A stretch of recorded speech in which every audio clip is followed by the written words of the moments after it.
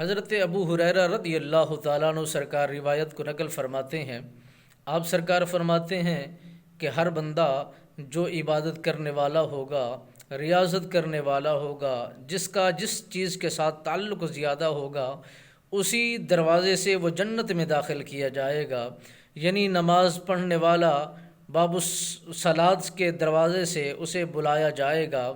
اور پھر صدقہ کرنے والا باب الصدقات کے دروازے سے اسے بلایا جائے گا، اور پھر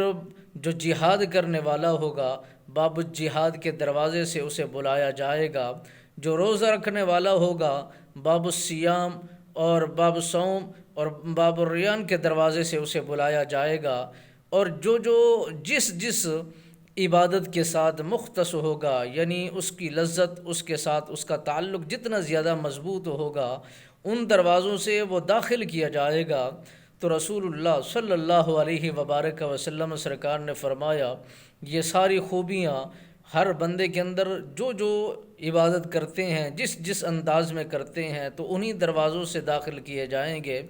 تو جناب سیدنا صدیق اکبر پاک نے عرض کیا کہ یا رسول اللہ صلی اللہ علیہ وسلم، کوئی ایسا شخص بھی ہوگا جو ان سارے دروازوں سے داخل ہو جائے، ان سارے دروازے اس کو بلائیں اور آواز لگائیں؟ تو میرے نبی سرکار مسکرائے اور فرمایا، وہی تو میرا صدیق ہوگا جو ہر دروازے سے داخل کیا جائے گا، اور ہر دروازہ اسے پکارے گا، اور ہر دروازے سے اس کے متعلق منادی کی جائے گی کہ آپ کا قدم رنجا اس دروازے سے ہو جائے۔ دوسرا دروازہ پکار اٹھے گا کہ آپ کی مہربانی اس دروازے سے ہو جائے، اور تیسرا دروازہ بول اٹھے گا کہ آپ کی شفقت ہمارے